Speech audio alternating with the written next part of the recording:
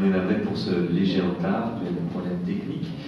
On recommence pour une nouvelle séance de cycle Histoire de l'Université Permanente, accueillie à l'espace linéaire avec le soutien de la Fondation Gabriel Péry, de la revue Cause Commune et Axel Marx, entre autres.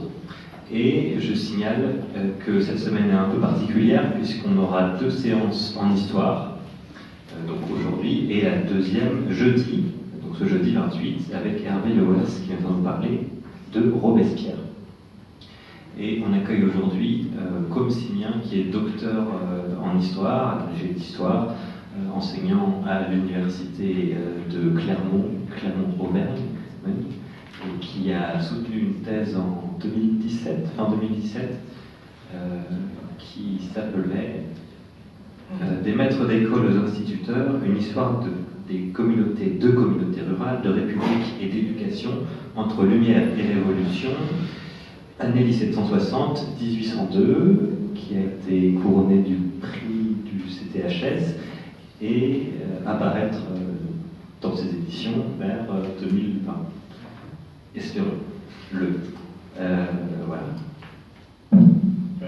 Merci beaucoup, Com Simien, d'être venu ce soir dans ce marathon de la Révolution française qu'on va faire cette semaine.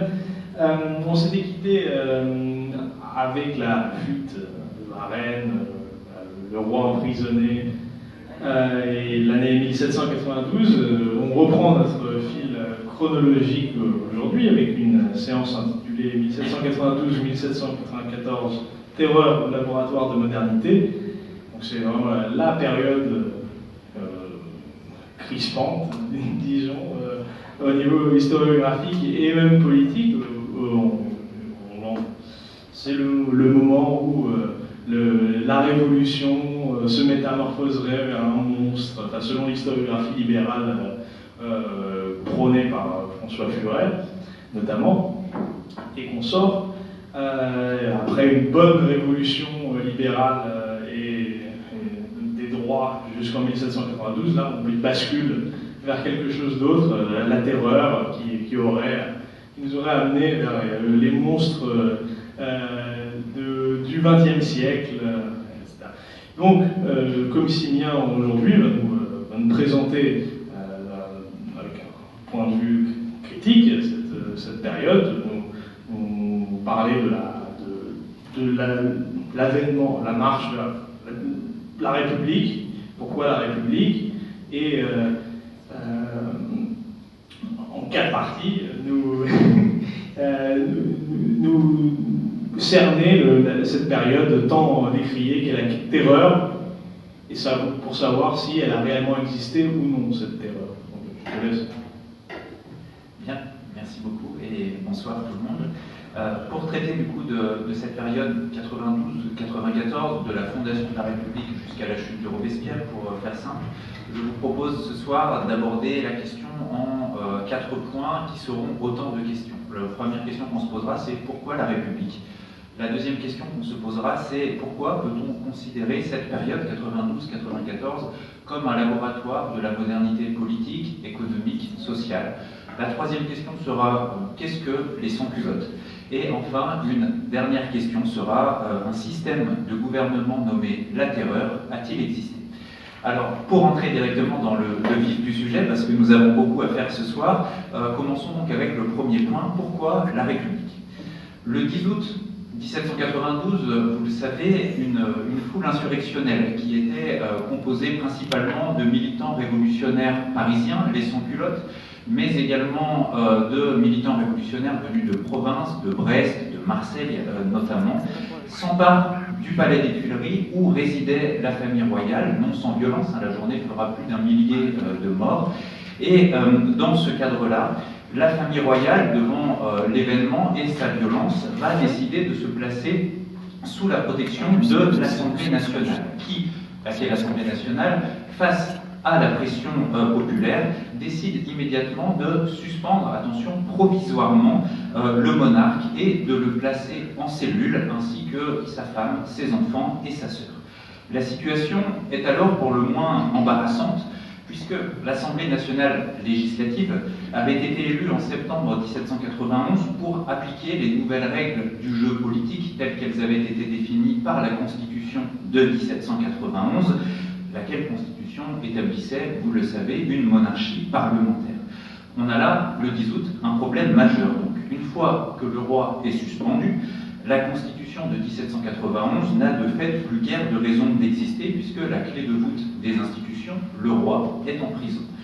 Face à cette situation inédite, l'Assemblée législative va alors décider de convoquer une nouvelle Assemblée nationale. Cette nouvelle Assemblée nationale sera appelée la Convention nationale, et elle aura pour but de donner une nouvelle constitution à la France, moins d'un an finalement après l'adoption de la précédente qui a déjà été rendue caduque par l'enchaînement des événements.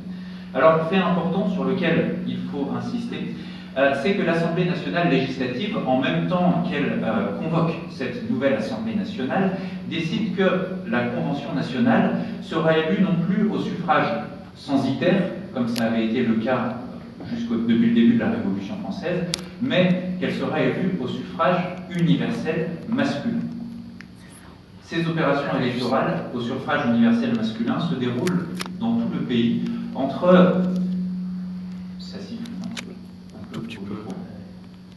Non. Ça va. Donc les élections à la Convention nationale se déroulent de partout entre la dernière semaine d'août et la première semaine de septembre 1792. Force est de remarquer une chose, c'est que ces élections pour la Convention nationale n'ont pas vraiment attiré les foules. Il n'y a eu que 16% de participation à peu près à l'échelle nationale. Mais force est de remarquer aussi que ces premières élections au suffrage universel ont eu au moins deux effets qui sont liés. D'abord, ces élections, écarté de la nouvelle Assemblée nationale les représentants les plus affirmés de la monarchie. Et deuxième conséquence, et c'est lié, elles portent à la députation des patriotes sincères, des patriotes authentiques, qui se sont engagés de manière visible et forte dans le processus révolutionnaire depuis l'année 1789.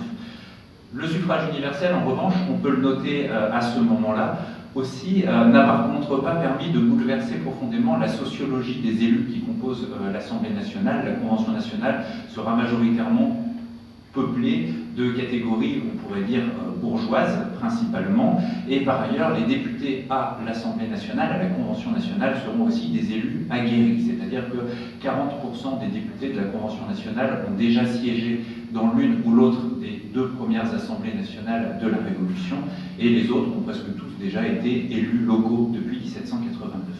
Alors, quoi qu'il en soit, ce sont ces députés, ou plutôt ceux de ces députés qui sont déjà à Paris à la mi-septembre 92, c'est à peu près la moitié de la Convention nationale qui est présente à Paris à la mi-septembre 92, ces députés qui vont fonder la République. Mais ici, on est obligé de noter que ces députés vont fonder la République un peu sur la pointe des pieds. Je m'excuse. 21 septembre 92, première séance de la Convention nationale. Le 21 septembre 92, cette Convention nationale décrète l'abolition de la royauté, mais rien de plus. La France n'est plus une royauté, mais on ne dit pas encore ce qu'est devenu la France.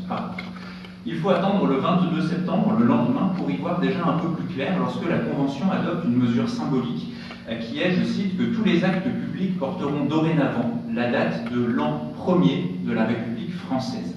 Et c'est par cette mesure un peu latérale, un peu contournée, si vous voulez, que la France est discrètement entrée en République. Mais il va falloir attendre encore le 25 septembre, donc 5 jours après la première séance de la Convention, pour que la République soit enfin proclamée de fait par la Convention. Alors, cette entrée en République, que l'on pourrait dire un petit pas de la France, illustre une forme d'hésitation ou de doute des députés sur le régime politique à donner à la France.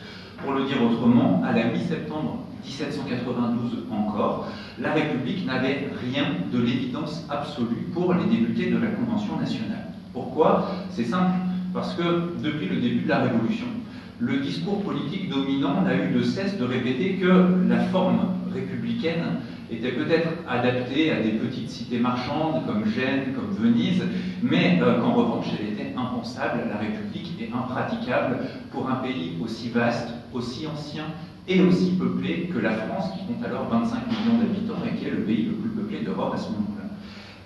Notons d'ailleurs que la question de la République et le terme même de républicain ont été quasiment totalement absents des débats électoraux pour la Convention nationale à la fin de l'été 92, et il en ira encore de même lors des premières séances de la Convention où la question de la République ne revient pour ainsi dire presque jamais dans les débats. Pourtant, on ne saurait dire non plus que la naissance de la République a été une surprise totale ou un hasard complet en septembre 92. D'abord, parce qu'il y a eu, excusez-moi, un précédent récent de République, un exemple d'autant mieux connu des révolutionnaires français que la France l'avait aidé à advenir cette République, et il s'agit bien sûr de la République des États-Unis d'Amérique.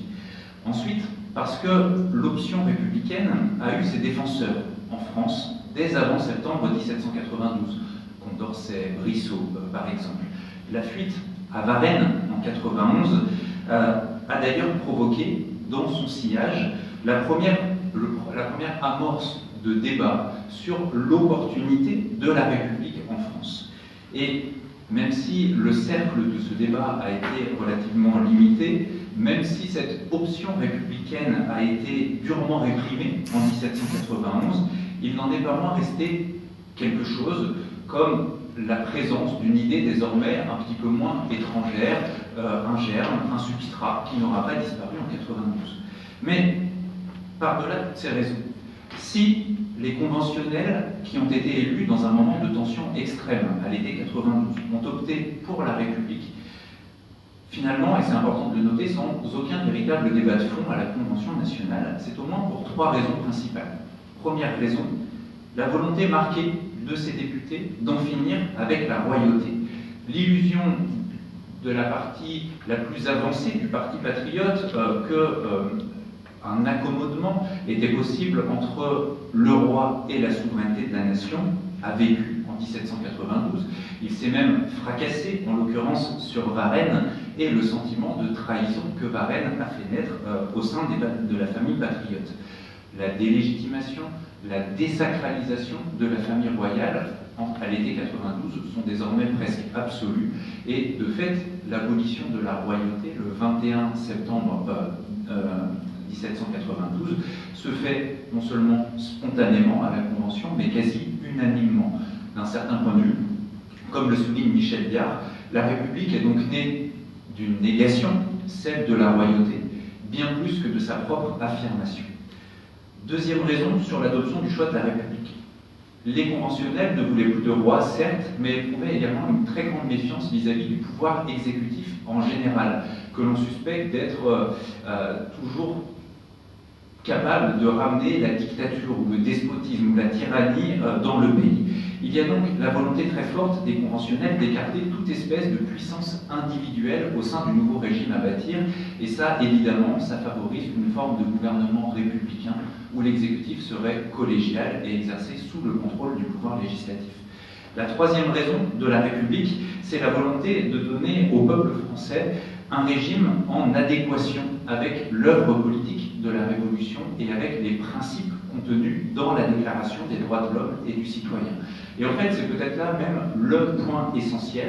Si les électeurs, à la fin de l'été 92, ont choisi ces députés, c'est parce qu'ils partageaient avec eux une communauté d'opinions et de principes révolutionnaires au cœur desquels figurent la liberté, l'égalité, la souveraineté du peuple et l'unité et l'indivisibilité de la République. Ces termes-là, on les retrouve partout dans les débats électoraux de 1792, et au fond, si les électeurs ont choisi ces députés, c'est en leur donnant mandat non pas de fonder la République, mais de trouver à Paris le régime où ces principes révolutionnaires pourraient le mieux s'exprimer, de trouver aussi à Paris le régime qui permettrait le mieux de défendre ces principes révolutionnaires à un moment où les frontières sont percées de toutes parts et où la patrie paraît en danger. Arrivé à Paris, au contact, il est vrai, d'un mouvement républicain qui est plus affirmé ici à Paris que dans le reste du pays, il apparaîtra alors à ses députés que c'est dans le moule républicain que ces valeurs révolutionnaires pourront à la fois le mieux s'exprimer et le mieux être défendues. De ce point de vue, la République, c'est donc aussi l'aboutissement d'une maturation des esprits au contact du processus révolutionnaire. La République, c'est aussi la concrétisation de la volonté des patriotes de sauver l'œuvre politique de la Révolution. une fois proclamée, cette République, elle a quand même, quoi qu'elle soit toute jeune, un problème de taille à régler.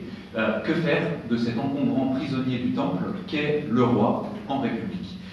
Dès le mois d'octobre 1792, la Convention va charger l'un de ses comités de savoir si Louis XVI peut être jugé, et si oui, par qui Louis XVI doit être jugé.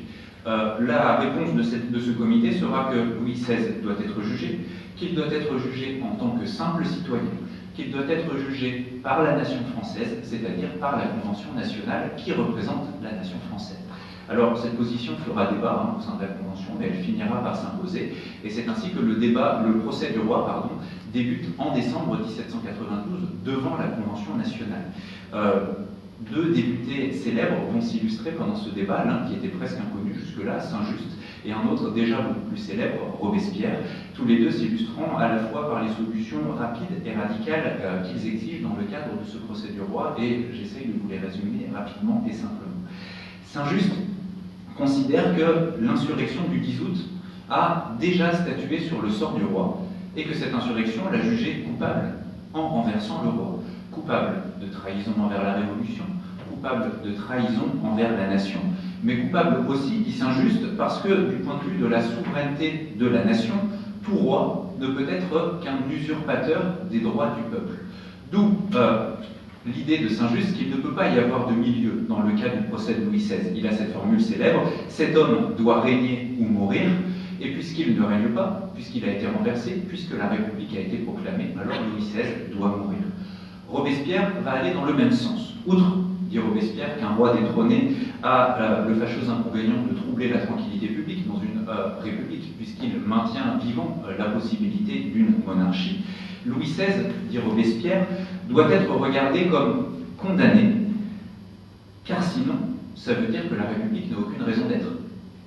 Si Louis XVI était innocent, alors il devrait régner, sauf que la République est établie et qu'on n'est plus en royauté, et Robespierre peut conclure de cette phrase aussi célèbre, « Je prononce cette fatale vérité, mais Louis doit mourir parce qu'il faut que la patrie vive ». Finalement, la Convention va voter sur 42 chefs d'accusation. Alors, je vous les lis pas tous, mais si on se résume, il y a parjure, trahison, intrigue contre la Révolution, corruption contre la Révolution, soutien à la contre-révolution, sang des patriotes versé le 10 août, etc., etc. Les résultats sont finalement proclamés le 18 janvier 1793 de ce procès. Les députés, et il faut bien avoir ça en tête, ont été tous sauf unanimes dans ce procès du roi, mais une option l'emporte néanmoins, c'est celle de la mort sans condition de Louis XVI, qui sera donc exécuté 3 jours plus tard, le 21 janvier 1793, place de la Révolution, qui est aujourd'hui place de la Concorde. Quelles sont les conséquences de cette exécution?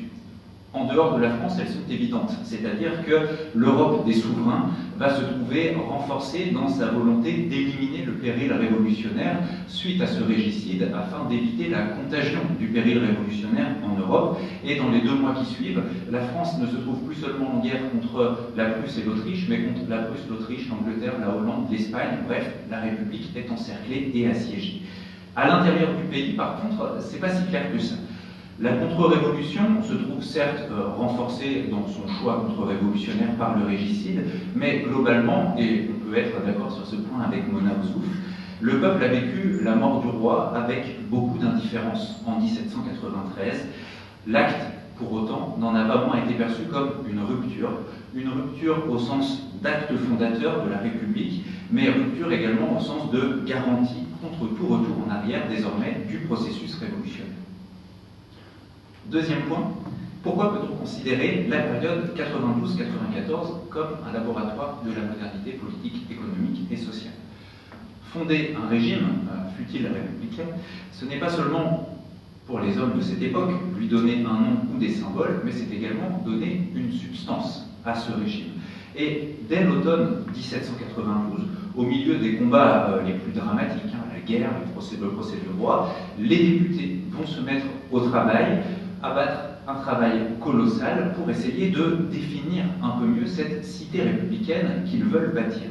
Cette cité, ils l'envisagent d'abord comme une cité de citoyens, c'est-à-dire d'individus libres et égaux en Europe. Cette cité, ils l'envisagent également comme une cité de frères.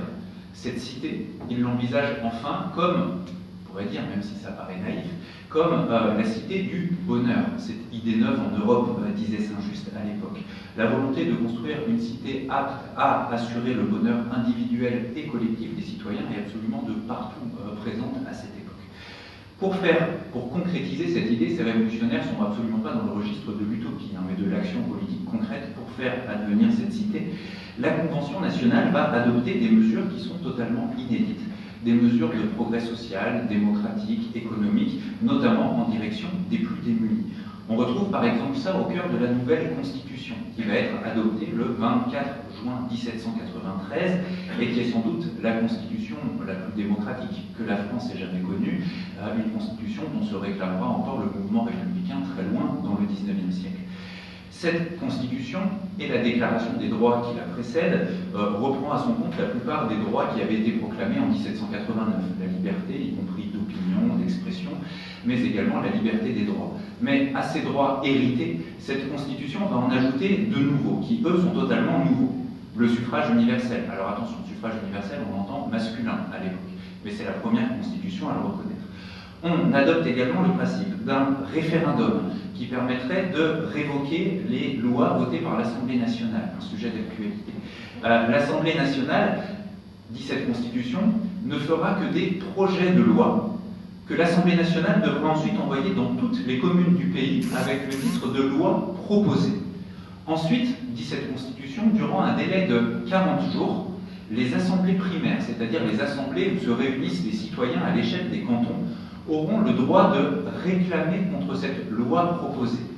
Et si durant ces 40 jours, 10% des assemblées primaires, réparties sur au moins la moitié des départements du pays, réclament contre cette loi, alors le projet de loi devra être soumis à référendum. Pour le dire autrement, devra être soumis à toutes les assemblées primaires du pays pour que ces assemblées primaires, rassemblant les citoyens, votent pour ou contre cette loi. Et c'est que si les citoyens votent pour, ou alors en l'absence de toute réclamation des assemblées primaires, que la loi proposée pourra devenir une loi tout court. Et le même processus avait été adopté pour les demandes de révision de la Constitution, même processus de filtrage, et si une demande de révision de la Constitution était demandée par les assemblées primaires, alors cela donnerait lieu à de nouvelles élections pour une nouvelle Convention nationale.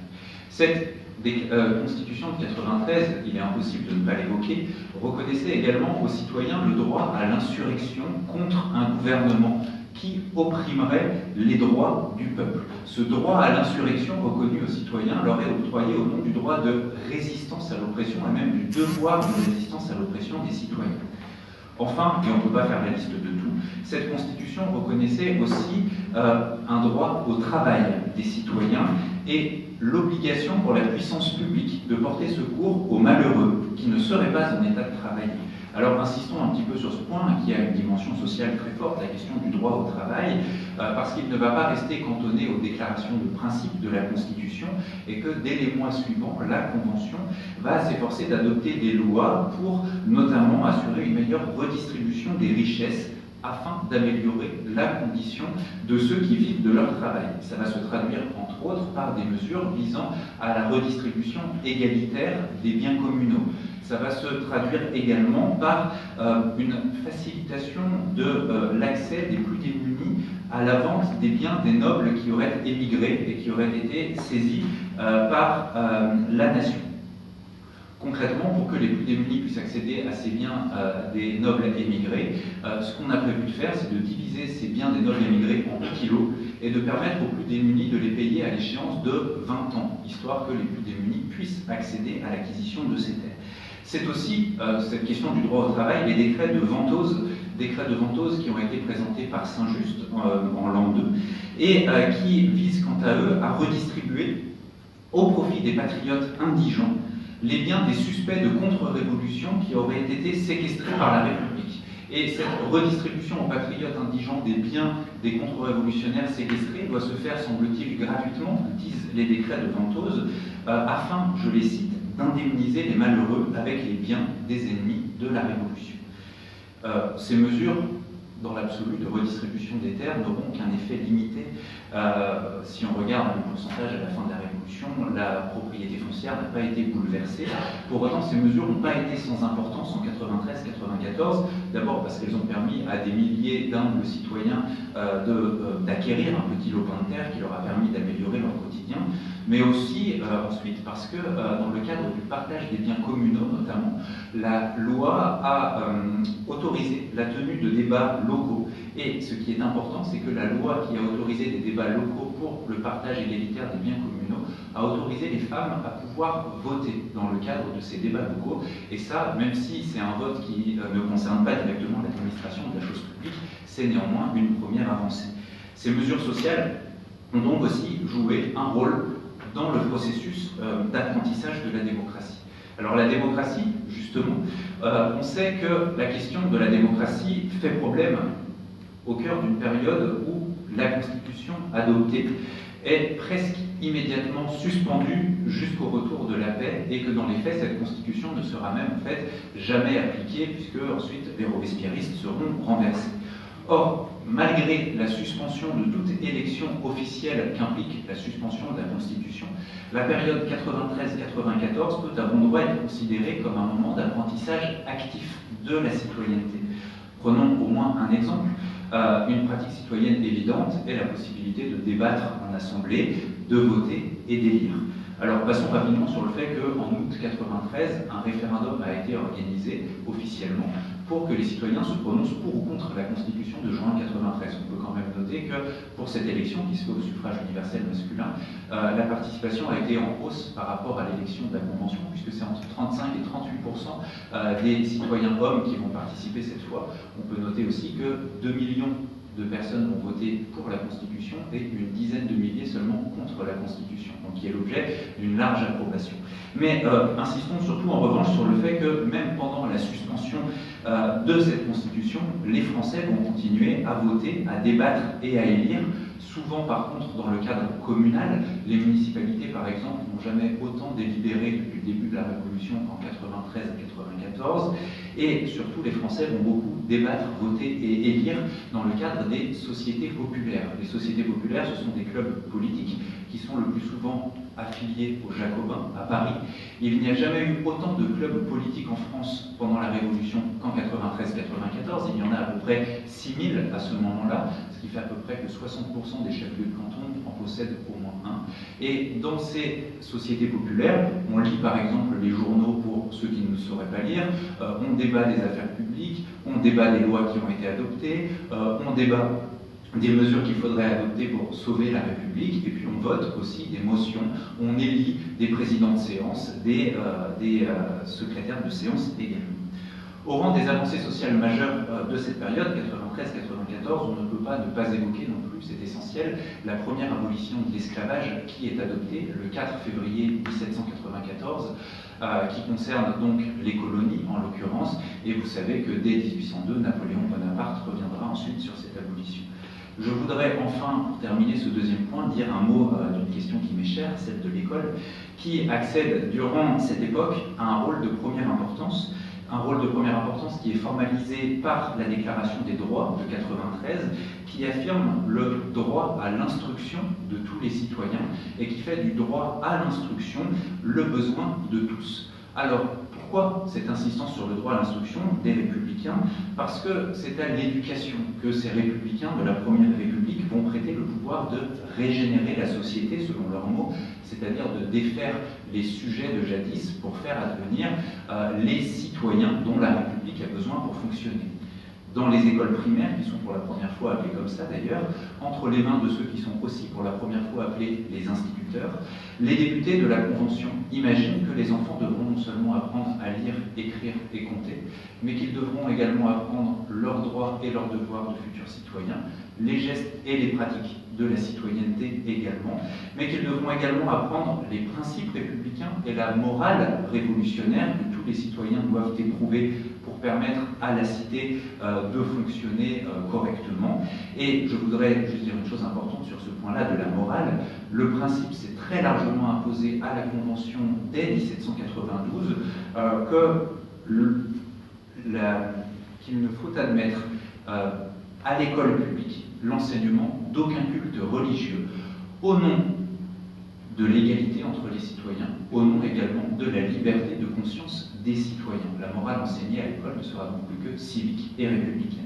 Et là encore, la Révolution n'en est pas restée seulement aux déclarations de principe. Il y a eu un vaste débat scolaire qui a été entamé dès décembre 92 et qui va se concrétiser en décembre 93 par l'adoption de la première véritable loi scolaire de la République française qui va créer des écoles primaires publiques, gratuites et obligatoires pour les enfants de 6 à 8 ans, un siècle avant les lois Ferry. Alors, pour conclure sur ce point de l'école, il faut noter que cette loi sera très éphémère. Elle sera remplacée un an plus tard seulement, et c'est une des conséquences de la chute de Robespierre. Mais cette loi va être appliquée. Elle va connaître néanmoins, pendant son année d'application, un succès évident. Il y aura peut-être jusqu'à 20 000 écoles primaires publiques qui vont ouvrir en 1994 en France. Et jamais les écoles publiques de la Révolution n'auront été autant fréquentées que ces écoles publiques qui auront été ouvertes cette année-là. Alors pour conclure sur ce deuxième point, et avant de faire quelque chose d'inhabituel, c'est-à-dire une entracte manifestement, il faut noter, et on peut conclure plutôt sur ce deuxième point avec le propos de Guillaume Mazot, qui a... Acte 2, scène 1, alors... l'acte 2, l'acte 3, puisque c'est le troisième point en fait, sera donc, je vous le promettais, qu'est-ce que les sans-culottes? Pourquoi cette question? Parce qu'incontestablement, le sans-culotte est l'une des figures majeures de la Révolution d'une manière générale, et plus particulièrement une des figures majeures de la période 92, 93, 94 qui nous intéresse aujourd'hui. Si vous voulez avoir une idée du sans-culotte, récemment, il y a eu le très joli film de Pierre Scheller, un peuple et son roi, qui la mettait bien en scène. Mais si vous voulez savoir surtout qu'est-ce qu'un sans-culotte, jetez-vous sur la thèse d'Albert Soboul, évidemment, publiée en 1958, toujours aussi magistrale aujourd'hui, et qui portait sur les sans-culottes parisiens de l'an 2. Alors, fort de ce bagage prestigieux, essayons de comprendre un peu mieux ce qu'ont été les sans-culottes. Et la première chose à noter pour comprendre ce qu'ont été les sans-culottes, c'est que les sans-culottes ne constituent pas, à proprement parler, une classe sociale, tant leurs niveaux de fortune sont divers. Si l'on s'en tient au Paris étudié par Albert Soboul, on peut même distinguer 3 grands groupes au sein de la sans-culotterie.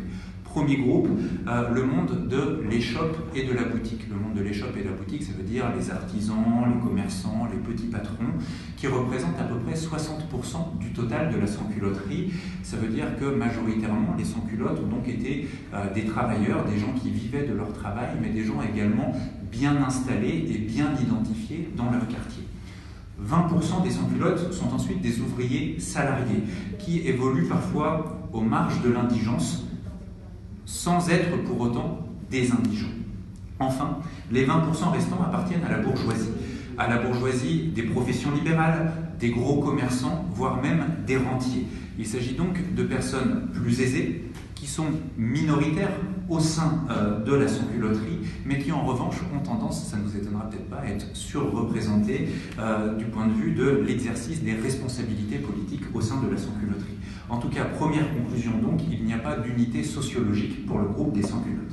Pourtant, les sans-culottes ont eux-mêmes éprouvé très vivement le sentiment d'appartenir à un groupe particulier qui s'appelait la sans-culotterie. C'est donc bien qu'il y avait des éléments d'unité entre ces individus. Et ce qui fonde l'unité de ce groupe des sans-culottes, c'est au fond 2 choses. La première chose, c'est la culture politique des sans-culottes, c'est-à-dire des déterminants d'ordre idéologique. La deuxième chose, ce sont les symboles de cette culture politique. Alors revenons déjà sur le premier point. La culture politique des sans-culottes, quelle est-elle? Au cœur de cette culture politique réside d'abord l'idéal égalitaire. L'idéal égalitaire qui renvoie aussi bien pour les sans-culottes à l'égalité des droits qu'à l'égalité des conditions sociales. Cet idéal égalitaire pour les sans-culottes est lié à leur aspiration profonde à une plus grande dignité sociale que la Révolution leur permet d'espérer, d'où l'attachement farouche, viscéral, des sans-culottes à une révolution qui leur permet l'espoir de vivre mieux dès ce monde-ci. L'égalitarisme des sans-culottes ne se traduit pas, en revanche, et il faut le noter, par une critique de la propriété privée, mais plutôt par la promotion d'une république de petits propriétaires qui bannirait le superflu, le luxe, les grandes richesses. Les sans-culottes, au nom de leur idéal égalitaire, sont également particulièrement sensibles à la question des subsistances. Le combat politique des sans-culottes, c'est aussi le combat pour le pain quotidien, c'est-à-dire, en l'occurrence, l'accessibilité des denrées alimentaires de base pour tous, auxquelles denrées alimentaires de base, ils considèrent donc qu'il faut imposer un prix maximum. Les sans-culottes sont donc favorables à une régulation de l'économie au nom, et c'est important, du droit à l'existence de tout un chacun. Toute chose qui distingue alors les sans-culottes du libéralisme économique qui est dominant au sein de la Convention nationale, que ce soit chez les Girondins ou chez les montagnards. Les sans-culottes promeuvent par ailleurs des idéaux de souveraineté populaire et de défense de la patrie. Face aux défaites militaires répétées de la République, ce sont eux en particulier qui réclameront la levée en masse des citoyens français comme un effort nécessaire pour sauver la patrie qui est alors en danger. En revanche, les sans-culottes nourrissent une défiance évidente à l'égard de la démocratie représentative qui, elle, est plutôt défendue par l'Assemblée nationale. Pourquoi défiance? Parce que les élites révolutionnaires sont vite suspectées par les sans-culottes de lenteur, de modérantisme, voire de trahison à l'égard de la Révolution, dans le cas des Girondins en particulier. Pas critique donc de la démocratie représentative et, à contrario, et c'est somme toute logique, promotion d'une forme de démocratie directe par les sans-culottes. Pour les sans-culottes, la citoyenneté, ce n'est pas seulement voter à intervalles réguliers quand l'État demande aux citoyens de voter. Leur conception de la citoyenneté déborde de beaucoup du suffrage officiel. Il s'agit pour les sans-culottes d'exercer un contrôle permanent sur les élus et de s'impliquer constamment dans les affaires de la cité au-delà des limites de la vie politique institutionnalisée et officielle. Alors ça passe par quoi? Ça passe par les assemblées des sections parisiennes en particulier. Depuis 1790, Paris a été découpé en 48 sections qui, au départ, correspondaient à des assemblées électorales officielles qui devaient se réunir seulement pour les opérations de vote. Mais à l'initiative des sans-culottes, ces assemblées de sections deviennent permanentes, se réunissent en permanence à partir de l'été 92. Et dès ce moment-là, ces assemblées de sections vont alors s'imposer comme des lieux privilégiés de politisation et de militantisme populaire à Paris, un cadre où l'on débat vivement des affaires publiques. D'ailleurs, à partir de 92, de l'été 92, ces assemblées sectionnaires deviennent si importantes qu'elles deviennent quasiment des organes concurrents des autorités légales, à commencer d'ailleurs d'organes concurrents de l'Assemblée nationale, sur laquelle les sections parisiennes cherchent à exercer un contrôle constant, sur laquelle les sections parisiennes cherchent également à faire pression, afin que les députés mettent en place la répression qu'attendent les sans-culottes contre les ennemis de la Révolution, et afin que les députés également décident de la réglementation de l'économie que demandent les sans-culottes. Ces sections parisiennes, précisons-le ici, sont au sommet de leur influence en 1793 et même plutôt pendant le premier semestre 1793. Mais le militantisme sans culotte passe également par un investissement permanent de l'espace public, en particulier par la mise en œuvre du droit à l'insurrection qui a été reconnu par la Constitution. Pour un sans-culotte, participer à la vie politique, c'est aussi se lever les armes à la main lorsque la situation de la Révolution l'exige, parce que la République est en danger. L'exemple type, ce sera le 10 août 1792 et la chute du trône. Précisons ici que l'arme de prédilection des sans-culottes, c'est la pique, la sainte pique des sans-culottes, comme on disait à l'époque, plutôt que les fusils, parce que les fusils sont rares et du coup, on les destine plutôt aux armées. Après la culture politique des sans-culottes, l'autre élément, comme je vous disais tout à l'heure, qui fonde donc l'unité collective, l'identité collective des sans-culottes, ce sont les symboles. Les symboles, ce sont eux qui permettent aux sans-culottes de rendre visible la distinction, de rendre même sensible la distinction qui les oppose à leurs ennemis, que ce soit le contre-révolutionnaire, que ce soit le riche qui entrave l'égalité, ou que ce soit l'accapareur qui affame le peuple. Ces symboles, c'est quoi? Eh bien, certains tiennent du langage. Être sans culotte, c'est d'abord se tutoyer. Être sans culotte, c'est aussi s'appeler citoyen. Être sans culotte, c'est aussi utiliser des formules comme salut et fraternité ou ton égal en droit, par exemple. Autant de choses qui peuvent paraître symboliques, mais qui déclinent dans l'ordre du langage l'idéal égalitaire et la fraternité des sans-culottes. Les symboles qui fondent l'unité collective des sans-culottes relèvent aussi du paraître. Être sans culotte, c'est aussi paraître sans culotte, c'est-à-dire adopter les atours d'un homme du peuple, simple, vertueux, ayant proscrit le superflu et combattant pour la révolution. Alors ça passe par quoi? Eh bien ça passe surtout par le port du pantalon. Le pantalon qui s'oppose à la culotte aristocratique, à la culotte de l'élite, d'où leur nom, les sans-culottes. Ce sont ceux qui portent le pantalon plutôt que la culotte de l'aristocratie. C'est également porter une vareuse de gros draps, souvent de couleur blanche. C'est également porter de grossiers souliers, voire même des sabots. C'est aussi porter la carmagnole. La carmagnole, c'est une veste courte que portaient les hommes du peuple et les artisans. C'est également être sans culotte, porter le bonnet rouge qui renvoie à ce bonnet que portaient les esclaves de l'Antiquité après avoir été affranchis. C'est donc le symbole d'hommes qui ont gagné leur liberté. Être sans culotte, c'est enfin porter la cocarde tricolore, qui est devenue l'emblème de la nation durant l'été 89, mais qui s'est imposée aussi ensuite comme un signe de reconnaissance entre patriotes. Alors, deux dernières choses à dire en conclusion sur ces sans-culottes.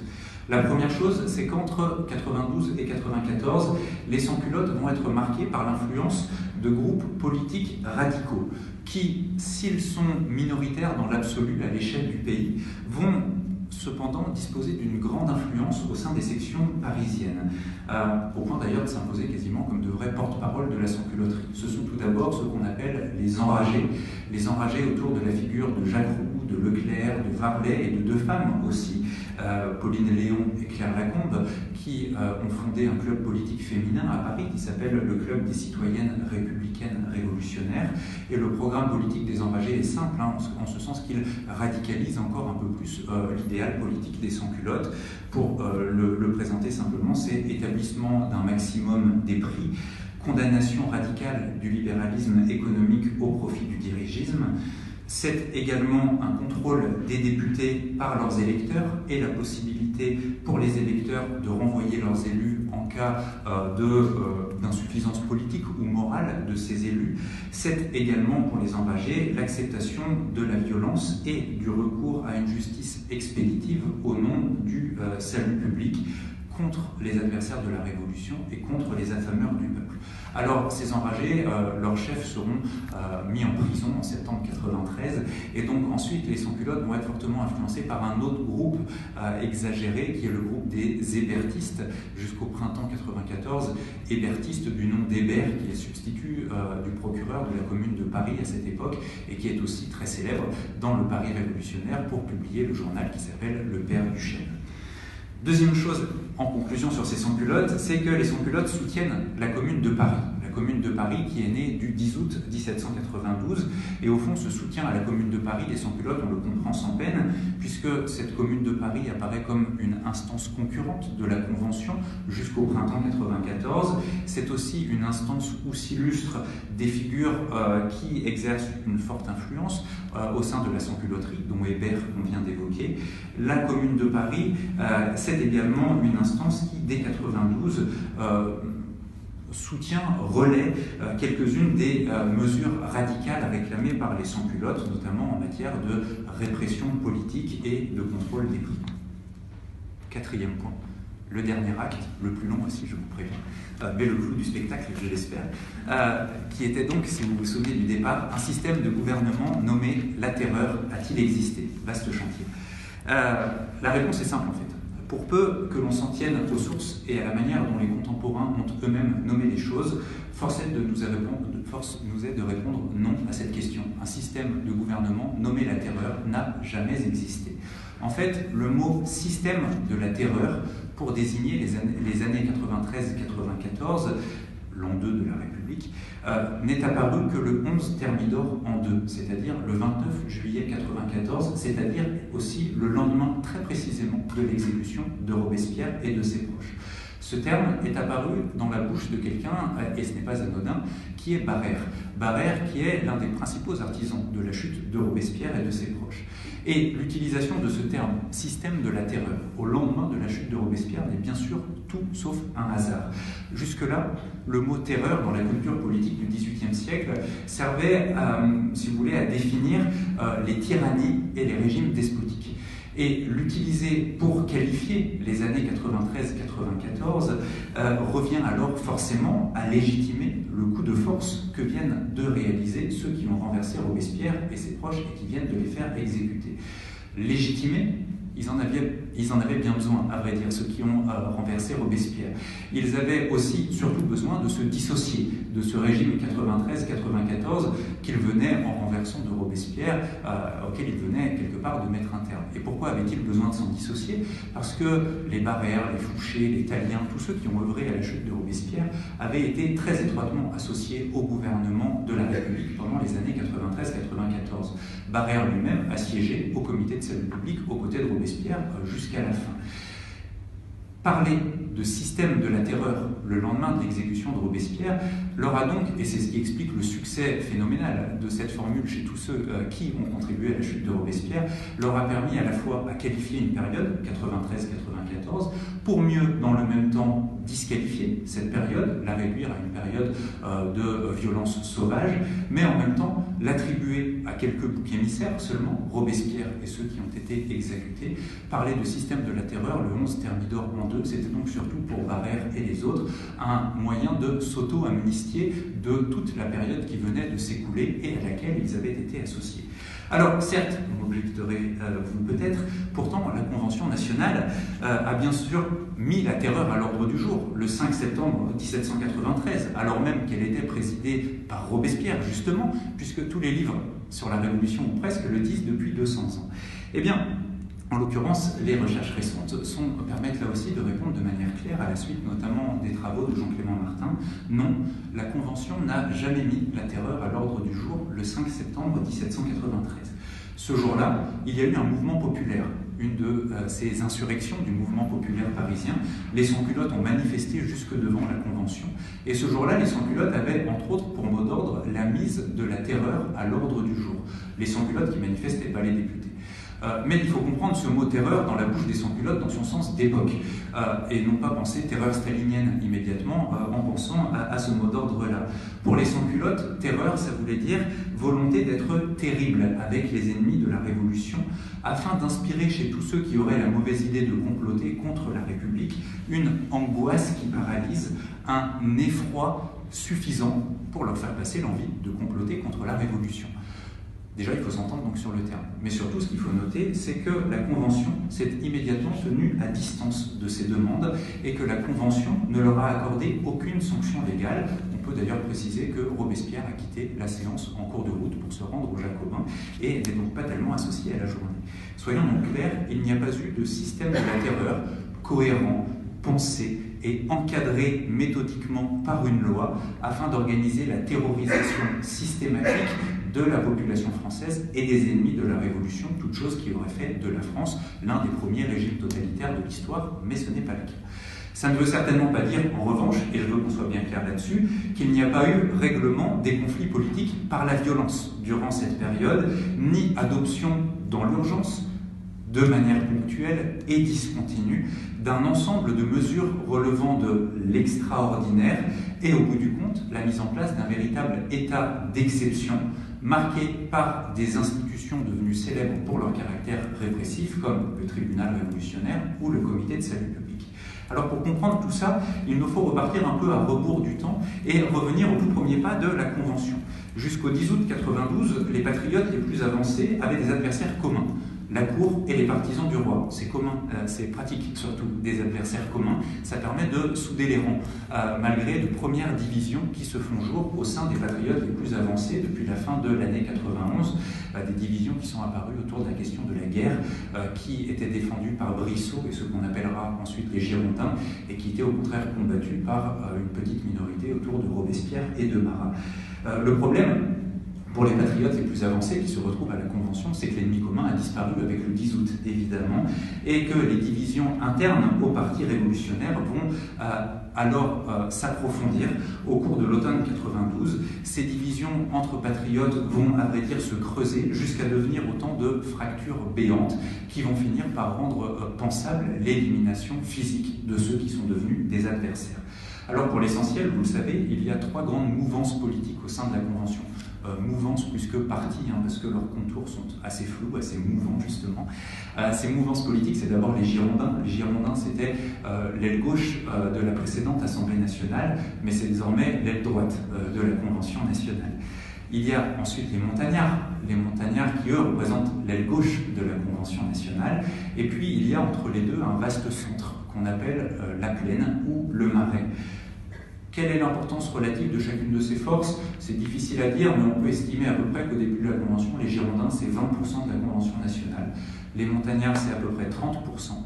Ce qui veut dire aussi que l'affrontement décisif qui va avoir lieu entre la montagne et la Gironde se fait entre 2 groupes qui, dans l'absolu, sont minoritaires et qui ne peuvent donc dominer la Convention qu'à condition que le centre, la plaine, se rallie au moins momentanément à leur position.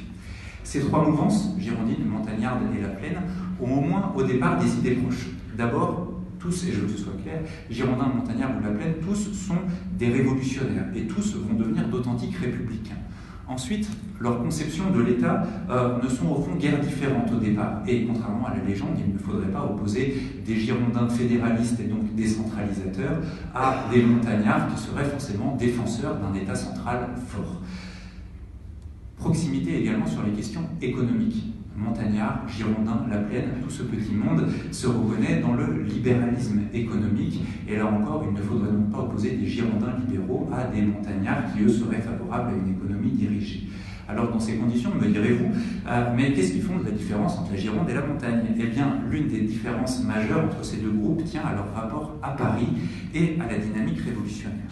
Pour faire simple, et pour s'en tenir à la période septembre 92, mai 93, les Girondins vont chercher, au nom de la souveraineté de la Convention, au nom de la défense de l'unité de la République, à réduire l'influence majeure que le mouvement populaire parisien a acquis depuis le 10 août 92, à réduire également l'influence et la concurrence qu'exerce sur elle la Commune de Paris. Pour cela, les Girondins ne vont pas hésiter à chercher l'appui des départements contre la capitale et le mouvement populaire. Si on voulait caricaturer, on pourrait dire que les Girondins vont même finir par éprouver une forme de haine à l'égard de Paris, parce que les Girondins considèrent finalement que Paris est livré à une forme d'anarchie où les sans-culottes exerceraient une forme de tyrannie insupportable sur les affaires publiques du pays. Il y a donc une fracture très nette qui se met en place très vite entre les Girondins et le mouvement populaire parisien. Évidemment, les Girondins, vous l'aurez compris, refusent les mesures radicales qui sont réclamées par les sans-culottes, que ce soit du point de vue de la répression politique ou de l'encadrement de l'économie. Évidemment aussi, et vous l'aurez compris en sens inverse, les griefs du mouvement populaire parisien sont nombreux à l'égard des Girondins, et d'autant plus d'ailleurs que les Girondins en viennent finalement au fond désormais à aspirer à quelque chose comme une république sans révolution, c'est-à-dire que les Girondins espèrent terminer la révolution, stopper l'effervescence permanente qu'alimente la révolution. Les montagnards, eux, sont très différents sur ces points-là. Il n'y a pas de haine anti-Paris perceptible chez eux, et ça se comprend sans peine d'ailleurs, puisque le noyau dur de la montagne est constitué par la députation de Paris, où ont été élus les Danton, les Marat, les Robespierre, par exemple. À l'inverse des Girondins, les montagnards vont même chercher, dans un premier temps, à s'appuyer sur la Commune de Paris et ne vont pas hésiter à se faire le relais de certaines aspirations des sans-culottes, avec l'espoir de réussir à guider le mouvement populaire parisien dans le cadre d'un espace politique que les montagnards voudraient faire advenir et qui serait un espace politique partagé entre l'élite et le peuple. En outre, chez les montagnards, ça ne vous surprendra pas, il n'est pas du tout question pour eux de terminer la révolution, puisque les montagnards considèrent que la patrie a besoin de l'énergie révolutionnaire pour être sauvée.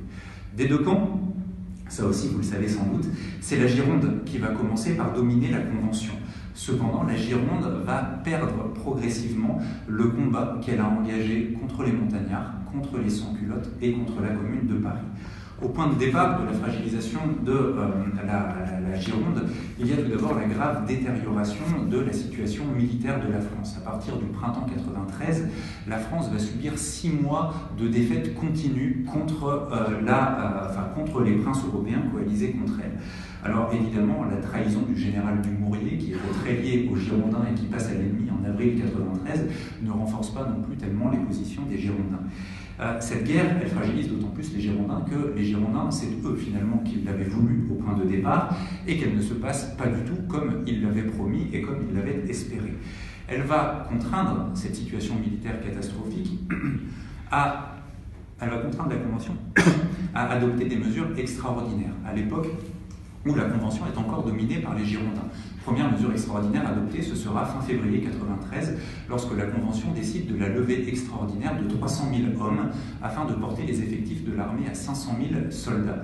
Alors, premier problème, c'est que la moitié seulement de ce contingent va être levé. Deuxième problème, c'est que aussitôt, cette mesure va cristalliser le mécontentement de l'ouest du pays et provoquer le soulèvement de l'ouest du pays, la Bretagne et la Vendée surtout. C'est donc cette mesure le début de la guerre civile dans l'ouest de la France. Or, il se trouve que de mars jusqu'à la fin de l'été 93, les rebelles vendéens vont remporter des victoires qui paraissent totalement inexplicables vues depuis Paris. Si on rajoute à ça les nombreuses défaites au nord-est de la France, contre la Prusse, l'Autriche, etc., si on rajoute les villes assiégées, si on rajoute la trahison de Dumouriez, eh bien, le sentiment finit par s'installer au sein du mouvement populaire parisien, non seulement que la République est assiégée, mais que peut-être toutes ces difficultés sont peut-être un peu liées entre elles, et qu'elles procéderaient peut-être d'un seul et même vaste complot contre la République et la Révolution, et que peut-être bien que les Girondins ne seraient pas totalement étrangers non plus à ce complot, il n'y a qu'à voir la trahison de Dumouriez. Alors, dans ce contexte fiévreux, la pression du mouvement sans culotte va s'accentuer sur l'Assemblée nationale pour qu'elle adopte enfin des mesures répressives contre les adversaires de la Révolution. Ces demandes sans culotte, à ce moment-là, vont être relayées par la montagne. En mars 93, les montagnards, notamment par l'intermédiaire de Danton, réclament l'adoption d'institutions répressives extraordinaires, dont le tribunal révolutionnaire, qui permettrait de satisfaire les attentes populaires pour détourner les catégories populaires de leur volonté de se faire justice elles-mêmes. L'idée, c'est la fameuse formule de Danton, il dit « soyons terribles pour dispenser le peuple de l'être ». Chez les montagnards, il y a la volonté de réserver à l'État le monopole de la violence afin de mettre au pas les velléités vengeresses du mouvement populaire et de ramener tant bien que mal l'ordre dans le pays. Bref, sous le poids conjugué de ces pressions, la Convention nationale, qui est alors dominée par les Girondins, va se doter d'organes de pouvoir qui vont aboutir à la mise en œuvre de cette répression politique sévère que les historiens ont fini par appeler la terreur. Le 10 mars 1993, la Convention dominée par les Girondins crée le tribunal révolutionnaire qui aura pour fonction de juger des crimes politiques, les crimes des contre-révolutionnaires, dans des verdicts sans appel, mais en revanche, quand même, devant jury populaire et avec le droit d'avoir des défenseurs, c'est-à-dire des avocats. Le 19 mars, la Convention décrète également la peine de mort contre les rebelles qui seraient pris les armes à la main. Le 21 mars, la Convention décrète la création dans chaque commune de comités de surveillance révolutionnaire. Le 6 avril 1993, la Convention décrète la création du comité de salut public, qui deviendra aussitôt l'organe majeur du gouvernement révolutionnaire. La création également du comité de sûreté générale, qui centralisera les opérations de surveillance, les arrestations et l'envoi des suspects devant le tribunal révolutionnaire. Il faut donc bien se souvenir que toutes ces mesures extraordinaires qui vont être la base de ce qu'on appelle la terreur ont été adoptées au temps où les Girondins étaient encore dominants au sein de la Convention. Robespierre, par exemple, entrera au comité de salut public qu'à la toute fin du mois de juillet 1993 et pas du tout en avril 1993 quand le comité est créé. Toujours est-il que ces mesures contrarient évidemment l'idéal libéral des Girondins. Et à vrai dire, les Girondins qui ont adopté ces mesures sous la pression populaire et des montagnards n'ont pas fini de boire le calice jusqu'à la lie quelque part, puisqu'ils doivent en plus faire face à une détérioration assez sévère de la conjoncture économique. inflation importante dans le pays, hausse des prix, rareté des biens de première nécessité, toute chose qui provoque une crise sociale. Il y a des épiceries qui sont mises à sac à Paris, par exemple, en février 1993. Là encore, pression du mouvement populaire afin de résorber ces difficultés par un dirigisme de l'économie. Et une fois encore, cette pression populaire va s'avérer suffisante pour faire plier la Gironde, au moins partiellement. Gironde qui, contre son idéal libéral, en mai 1993, va accepter de mettre en place un maximum fixant par département le prix des céréales et des farines. Bon, ça fait beaucoup pour les Girondins qui vont donc essayer de reprendre la main en mai 1993 en créant la Commission des 12. La Commission des 12 a pour but d'examiner les décisions des autorités municipales jugées anarchiques. Autorité municipale jugée anarchique, évidemment, les Girondins ont la commune de Paris dans le viseur.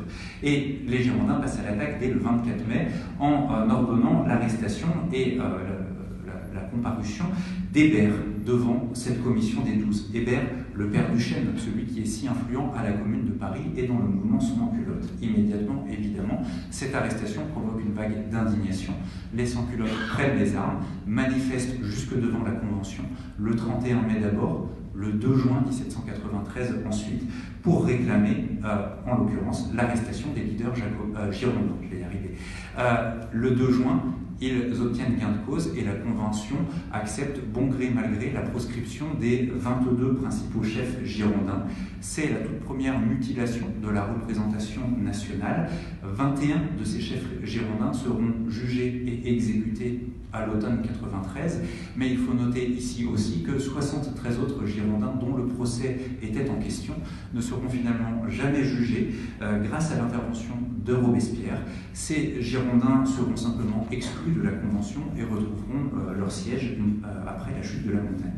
Pour l'heure, en tout cas, après le 2 juin, la conséquence de ce renversement des Girondins, c'est que la montagne devient le groupe dominant à l'Assemblée nationale. Or, il se trouve que, durant l'été 93, la montagne a à son tour fort à faire avec un contexte terrible durant donc l'été 93. D'abord, il y a les victoires vendéennes qui continuent, la guerre civile qui se poursuit et les Vendéens qui remportent des victoires jusqu'à la fin de l'été. Mais en plus de ça, il faut ajouter les défaites extérieures qui ne sont plus seulement limitées au nord-est. Désormais, la République subit des défaites également sur les fronts alpins, sur les fronts méditerranéens, sur les fronts pyrénéens. Et ce n'est pas tout, puisque, en l'occurrence, l'arrestation et l'exclusion des Girondins va encourager des soulèvements provinciaux, qui sont des soulèvements bel et bien républicains, mais qui se font contre la Convention dominée par la montagne et contre Paris, la commune de Paris, et l'idée que Paris est dominé par l'anarchie et les sans-culottes. C'est ce soulèvement, ce qu'on a appelé le soulèvement fédéraliste. Soulèvement fédéraliste qui va marquer aussi bien le Calvados, des villes comme Lyon, Marseille, des villes également comme Toulon, comme Bordeaux. Au total, ce sont quand même une cinquantaine de départements qui vont être marqués par ce soulèvement, et c'est important qu'il n'est pas un soulèvement contre la Révolution, mais plutôt un soulèvement dans la Révolution, que l'on va néanmoins immédiatement interpréter à Paris comme étant un soulèvement contre-révolutionnaire, que l'on va traiter comme tel. C'est dans ce contexte, déjà pour le moins dramatique, que survient un autre événement dramatique. Le 13 juillet 1793, en plein Paris, Marat était assassiné par Charlotte Corday, vous le savez. Et cet assassinat de Marat, qui publiait le journal L'Ami du Peuple, qui avait fait sa célébrité, qui était très influent au sein du mouvement populaire parisien lui aussi, cet assassinat fait l'effet d'une bombe, alimentant la peur du complot et le sentiment que les ennemis de la Révolution sont littéralement de partout. À cela s'ajoute enfin, pour terminer, à l'été 93, un contexte économique plus que jamais catastrophique qui pose avec une acuité, on peut dire, dramatique en l'occurrence, la question des subsistances. Les circuits économiques sont désorganisés à l'été 93, la pénurie menace. Aux difficultés du ravitaillement en céréales s'est ajoutée la dépréciation accélérée des assignats, le papier-monnaie, les ancêtres de nos billets. S'est également ajoutée la sécheresse qui a provoqué la raréfaction des légumes. Si bien que, durant l'été 93, le spectre de la disette est là, malgré le maximum des prix qui avait été établi par la Convention au printemps 93. Et il faut bien avoir en tête que c'est une chose terrible que le spectre de la disette. Le spectre de la disette fait aussitôt ressurgir des peurs ancestrales, à commencer par celle de ne pas pouvoir survivre, de ne pas pouvoir assurer la survie de sa famille. Le spectre de la disette pousse donc aussi à la recherche de responsables que l'on accuse bien vite de vouloir affamer le peuple, et ces coupables sont tous trouvés, ce sont ceux qu'on appelle les accapareurs, et surtout finit par s'imposer l'idée, à Paris notamment, au sein du mouvement populaire, une espèce de vaste coalition à la fois des ennemis intérieurs et extérieurs de la Révolution. Bref, Paris bouillonne à l'été 93, bouillonne de peur, d'inquiétude. La surenchère verbale est là aussi à Paris à l'été 93, de même que la volonté de vengeance contre tous les comploteurs qui menacent la République et la survie du peuple. Le mouvement populaire à l'été 93 demande donc plus que jamais des mesures radicales, de l'action pour imposer à cette coalition supposée des ennemis de l'intérieur et de l'extérieur une levée en masse de tous les citoyens français qui auraient pour but de frapper à leur tour de terreur les ennemis de la Révolution. L'idée en 93, c'est de frapper de terreur les ennemis de la Révolution comme eux ont frappé de terreur les partisans de la Révolution. Évidemment, tout cela aux mesures de moyens répressifs radicales.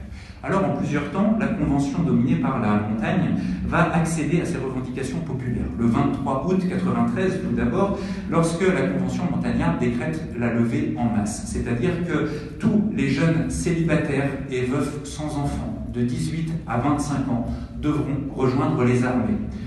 Tous les jeunes de 18 à 25 ans qui seraient mariés et avec enfants, eux, seront mobilisés à l'intérieur pour soutenir l'effort de guerre.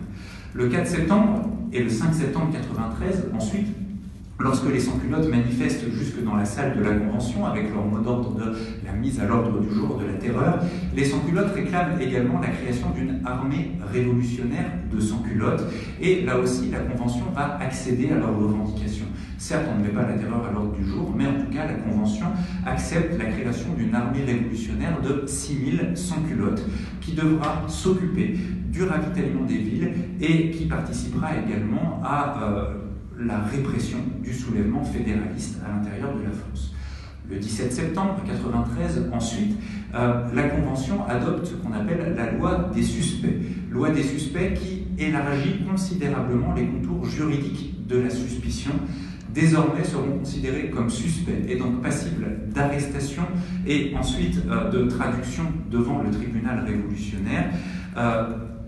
Non pas seulement les nobles qui auraient émigré comme avant, mais également, en l'occurrence, les parents des nobles émigrés qui seront traduits devant le tribunal révolutionnaire, ainsi que les personnes qui se seront vues refuser un certificat de civisme, ainsi que, et là la définition est terrible parce que vague et donc pouvant de servir de refuge à bien des actes arbitraires, seront donc suspects tous les partisans de la tyrannie, tous les partisans du fédéralisme et tous les ennemis de la liberté, ainsi que les individus qui ne pourraient pas justifier de leurs moyens d'existence. Donc définition très large de la suspicion. Le 29 septembre, enfin, pour mettre en œuvre le droit à l'existence revendiqué par les sans-culottes, la Convention montagnarde adopte un maximum général des prix et des salaires, c'est-à-dire que désormais le prix de toutes les denrées, et non plus seulement de la farine et des grains, seront fixés. Ils seront de partout identiques dans toute la République. Ils seront de partout les prix fixés au niveau de l'année 1790, augmentés de 30% pour tenir compte de l'inflation, tandis que les salaires seront également eux aussi plafonnés. Alors, incontestablement, le contexte dramatique avec lequel l'Assemblée nationale doit se débattre durant le printemps et l'été 93 contribue à expliquer l'adoption de ces mesures répressives exceptionnelles qui correspondent à bien des égards à une politique de guerre. Une politique de guerre, une guerre sans merci, dont l'issue, et c'est clair pour tout le monde, est la survie ou la mort de la République et de la Révolution. Ces circonstances dramatiques de guerre ont alors donné naissance, puis entretenu une peur de l'autre pendant la Révolution, c'est-à-dire l'autre, l'adversaire protéiforme, tant réelle que fantasmée de la Révolution. Peur de l'autre qui a à son tour alimenté une peur du complot qui devient d'autant plus obsédante que cette peur du complot a parfois été justifiée. Et toutes ces peurs accumulées, toutes ces peurs du complot vont finir par s'épanouir dans une volonté de mettre l'adversaire, celui qui vous terrorise, hors d'état de nuire afin d'assurer dans l'urgence le salut de la République. Alors, ici, il faut quand même noter que des historiens ont cependant affirmé qu'invoquer les circonstances pour expliquer la terreur revenait à excuser à quand même peu de frais et la période et sa répression politique et les acteurs de cette période. Je pense ici bien sûr à François Furet, pour qui ce ne sont pas du tout les circonstances qui permettent d'expliquer la logique répressive des années 93-94, mais ce qu'il nomme le fanatisme égalitaire qui caractériserait les années 92-94, un fanatisme égalitaire qui aurait fini par donner naissance à ce qu'il nomme un système totalitaire, bâti ce système totalitaire au nom de la volonté générale. Par extension, François Furet voyait dans la période 92-94 la matrice de tous les totalitarismes du XXe siècle. Et ici, il faut bien dire que la thèse de François Furet est à la fois très datée, très anachronique et qu'elle n'a plus beaucoup d'adeptes. Les recherches récentes, en revanche, sont venus rappeler que la terreur a quelques racines et que la violence d'État n'a certainement pas été inventée en 93-94 et que des formes de terreur d'État ont déjà été pratiquées dans toute l'Europe et ce depuis le XVIe siècle dans le cadre des monarchies afin de réduire à l'obéissance les populations civiles, que ce soit en temps de guerre ou en temps de paix, par le recours à l'usage d'une violence extrême et ciblée. On pourrait d'ailleurs ici aussi ajouter que l'Empire et la Restauration, bien après la Terreur, recourront eux aussi à des violences judiciaires et militaires qui n'auront souvent pas grand-chose à envier aux violences de la période 93-94.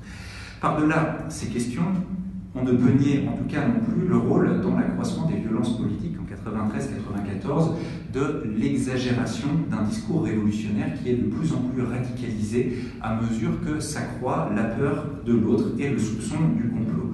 D'une certaine manière, la mise à l'écart rhétorique de l'autre, de l'adversaire, a précédé et préparé son élimination physique.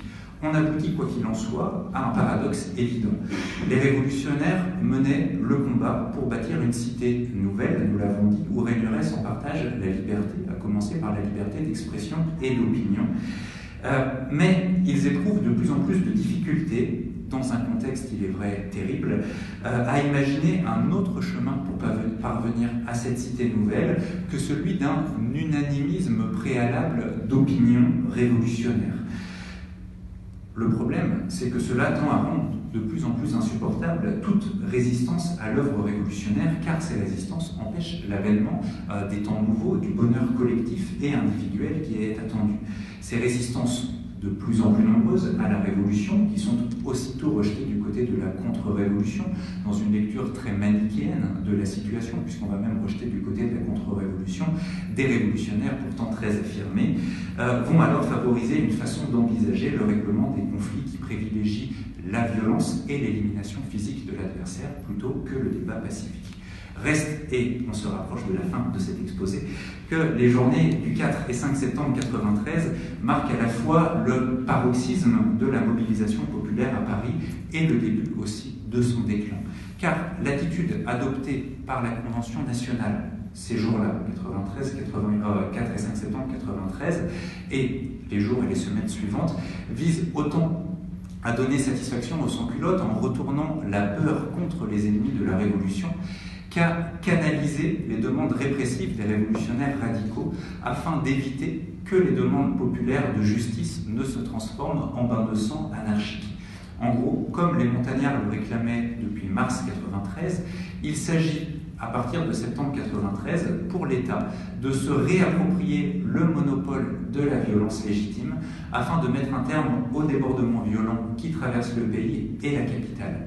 Cette politique de la Convention de réappropriation de la violence légitime se lit très bien à travers la création de l'armée révolutionnaire le 5 septembre 1993. Les sans-culottes demandaient la création d'une armée révolutionnaire, mais ils voulaient aussi que cette armée révolutionnaire soit dotée d'un tribunal ambulant et d'une guillotine. La Convention va dire d'accord pour l'armée révolutionnaire, non pour le tribunal ambulant, non pour la guillotine. La loi des suspects du 17 septembre 1993, par exemple, dit la même chose au fond. Elle a été rédigée par un juriste de la Plaine qui est tout sauf suspect d'exagération. Il s'agit de Merlin de Douai, et la loi qu'il rédige reprend certes les demandes militantes des sans-culottes sur la répression politique, mais en même temps elle subordonne la mise en œuvre de la répression politique au comité de salut public et au comité de sûreté générale, c'est-à-dire au gouvernement de la République. Cette loi délimite également ses champs d'application. Par exemple, les nobles ne seront suspects que s'ils n'ont pas constamment manifesté leur attachement à la Révolution. Alors vous allez me dire, c'est vague, donc on peut tout mettre, tout ce qu'on veut là-dedans. Ça autorise tout. En réalité, ça va surtout permettre à beaucoup d'entre eux, beaucoup de nobles, d'échapper aux poursuites. Donc, comme le dit Jean-Clément Martin, cette loi des suspects du 17 septembre 1993 est une loi brutale dans ses termes, mais qui n'a pas la radicalité qu'on lui prête souvent. Elle limite, dans les faits, la répression désirée par les militants sans culotte. D'une certaine manière, la loi du 22 Prairial l'an 2, qui survient en juin 1994 et qu'on appelle souvent la loi de grande terreur, ou loi du sang, peut être interprétée dans le même sens. Cette loi est empreinte d'un arbitraire qu'on ne peut que trouver insupportable, car elle réorganise la procédure exceptionnelle du tribunal révolutionnaire en accélérant encore les procédures du tribunal révolutionnaire. Désormais, il n'y aura plus de témoins pour les procès du tribunal révolutionnaire et plus de recours aux défenseurs. Par ailleurs, les verdicts du tribunal révolutionnaire ne pourront être plus que l'acquittement ou la peine de mort. Mais en même temps, cette loi concentre désormais les procédures exceptionnelles à Paris. Les tribunaux révolutionnaires de province sont supprimés et elle peut donc aussi être lue comme une nouvelle tentative de mettre fin aux débordements répressifs qui continuent de traverser le territoire français en confiant plus étroitement encore le contrôle des procédures et notamment l'identification des suspects qui seront déférés au tribunal révolutionnaire, au comité de salut public et au comité de sûreté générale. Cette loi du 22 Prairial rend donc tout à la fois plus expéditive encore la justice révolutionnaire, mais en même temps, elle tente de mieux contrôler la répression politique.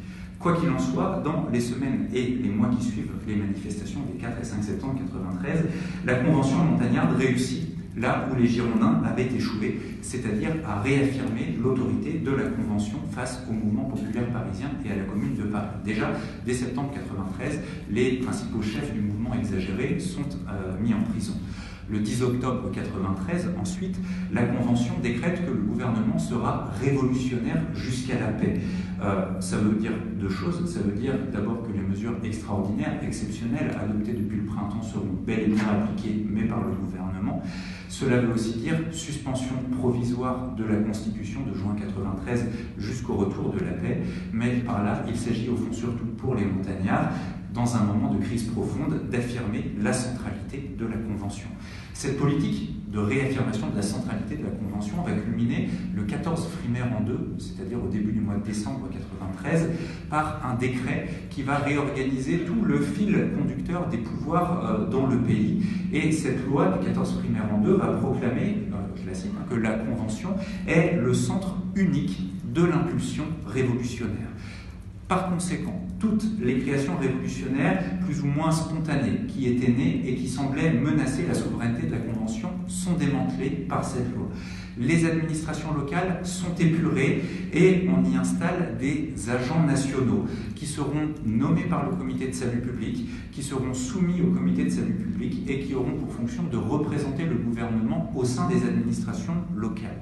On est donc avec cette loi en présence d'un projet recentralisateur du gouvernement révolutionnaire, d'où l'épithète qui est souvent restée de centralisme jacobin, même si c'est un peu abusif. Pour presque conclure, il faut dire que le camp montagnard va ensuite s'entre-déchirer à son tour au printemps 1994 entre deux factions rivales, la faction des indulgents et la faction des exagérés. Les indulgents, c'est Danton, c'est Camille Desmoulins, c'est-à-dire des gens qui demandent au printemps 1994 un ralentissement de la politique répressive. De l'autre côté, les exagérés, ce sont les hébertistes qui, au contraire, demandent que la révolution aille encore un peu plus loin, y compris dans les mesures d'exception. Cet affrontement entre les deux factions va diviser la Convention assez gravement, va même menacer son unité, va faire peser le péril de nouvelles insurrections également, tant et si bien qu'à l'initiative, entre autres, des robespierristes, les deux factions vont coup sur coup être éliminées au printemps 93, les exagérés, puis les indulgents, dont Desmoulins, etc. Ce qu'il faut noter quand même, c'est que les robespierristes vont faire d'une pierre deux coups, puisque l'élimination des hébertistes va permettre aux robespierristes de remplacer de nombreux membres de la Commune de Paris par des individus choisis par le Comité de salut public, ce qui va donc permettre l'émergence d'une commune de Paris, qui ne sera plus le relais des militants sans culottes, mais qui sera simplement devenue une sorte de rouage de la politique gouvernementale. Dans le même temps, à partir de l'automne 93, la Convention va s'employer à mettre au pas l'autonomie du mouvement populaire, d'abord en réduisant la fréquence des assemblées sectionnaires, fini la permanence des assemblées sectionnaires, désormais elles ne se réuniront plus que 2 fois par semaine. Ensuite de ça, on va ordonner la fermeture des clubs féminins, on va ensuite ordonner la dissolution des sociétés populaires sectionnaires, puis on va mettre en prison les cadres enragés puis hébertistes de la sans-culotterie, si bien qu'au printemps 94, le mouvement populaire à Paris est, on peut le dire, quasiment brisé. La contrepartie aussi, c'est que lorsque Robespierre sera à son tour arrêté, il y aura bien peu de sections à Paris qui répondront présentes pour voler à son secours. Alors, en guise de conclusion, quel bilan, si tant est qu'on puisse en tirer un, peut-on tirer de cette période de la terreur du gouvernement révolutionnaire et de l'état d'exception ? Incontestablement, l'état d'exception a permis de sauver la République. Et c'était son but à l'origine, puisque l'armée nouvelle, qui est issue de l'amalgame entre soldats de métier, volontaires et réquisitionnés dans le cadre de la levée en masse, va permettre de renouer avec la victoire militaire à l'automne 93, aussi bien sur le théâtre intérieur, celui de la guerre civile, que sur le théâtre extérieur. Et là, les victoires sont même encore plus éclatantes au printemps 94. Par ailleurs, l'encadrement de l'économie qui a été décrété depuis le printemps et l'été 93 s'est révélé efficace à la fois pour assurer la survie des plus humbles, mais également pour supporter l'important effort de guerre. Le bilan politique, en revanche, même si la période, on l'a dit, peut apparaître comme un laboratoire de la modernité politique, économique et sociale, le bilan politique a quand même, il faut le dire, tendance à heurter les principes proclamés par la Déclaration des droits de l'homme.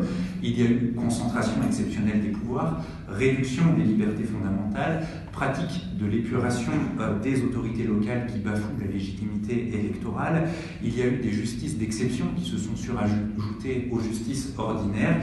Bref, il y a eu une forte régression des droits fondamentaux, justifiée par le caractère provisoire de cette politique qui avait pour but de permettre de fonder véritablement la République dans une situation d'adversité absolue. Toujours est-il à la fin qu'on est arrivé à la première République autoritaire de l'histoire française. Le bilan humain est alors, et il faut bien le dire aussi, plutôt terrible, puisqu'on peut compter jusqu'à 35 voire 40 000 victimes de la terreur et de la répression politique, auxquelles il faut encore ajouter les 150 000 à 250 000 victimes de la Vendée militaire. Dans cette répression sans merci, il faut quand même distinguer 3 moments. Grosso modo, il y a le printemps et l'été 93 qui est le moment de la mise en place des institutions d'exception.